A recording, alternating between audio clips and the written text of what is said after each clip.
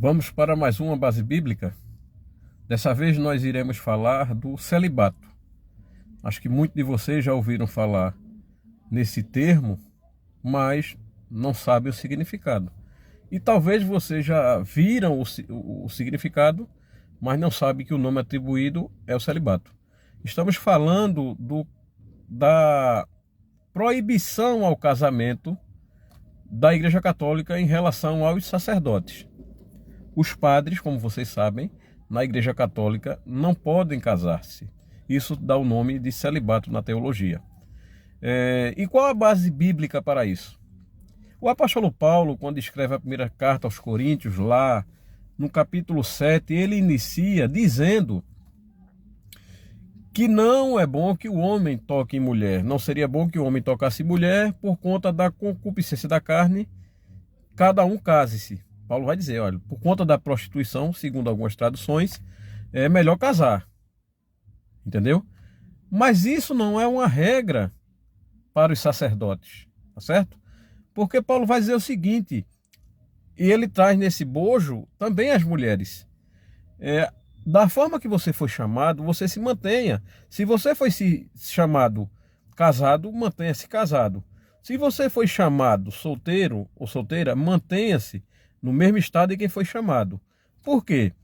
Todos nós sabemos que o casamento, ou seja, a relação com outra pessoa, isso traz muito conflitos, tribulações, isso está na Bíblia. Paulo está dizendo isso lá. Ou seja, então é melhor que você de fato esteja solteiro para não ter essas preocupações.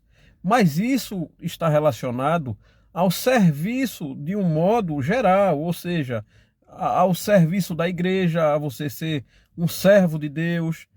Ele vai dizer que quem casa não peca. Isso não é pecado. As virgens que casam também não cometem pecado.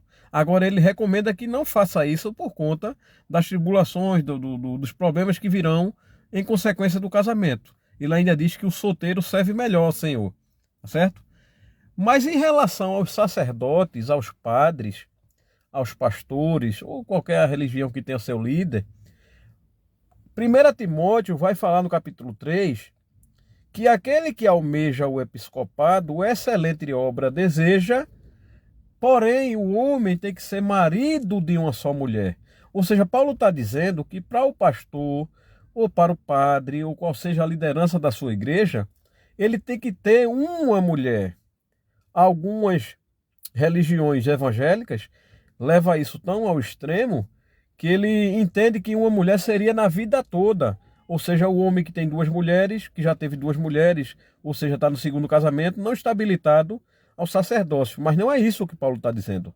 O que Paulo está dizendo é que naquele momento em que você for ordenado, você tem que ter uma mulher, ou seja, casado com uma só mulher. Então essa é uma recomendação bíblica. Porque, meus amigos, como eu posso passar uma orientação para um casal se eu nunca fui casado? Eu não posso ter bagagem para falar com um irmão da igreja ou com uma irmã da igreja como proceder no seu casamento se eu não conheço do ofício. Então, por isso Paulo está dizendo que é bom que o homem que esteja uma só mulher, que ele tenha a sua casa sob sujeição, que ele seja um bom pai, porque todas essas orientações serão necessárias para a condução do rebanho do Senhor.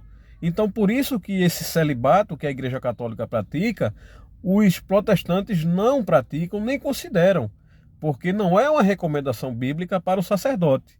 É uma recomendação do apóstolo Paulo para as pessoas que são solteiras não se casarem. Seria interessante. Mas, se ela não tiverem segurança para isso, em relação a se manter íntegra diante do Senhor, ele manda casar, tá certo? E é por isso que nós vemos um incidente muito grande de padres cometendo crimes sexuais. Pastores também cometem, pai de santos, que é o babalorixá, também cometem. Está aí na mídia, a gente consegue ver isso com bastante frequência.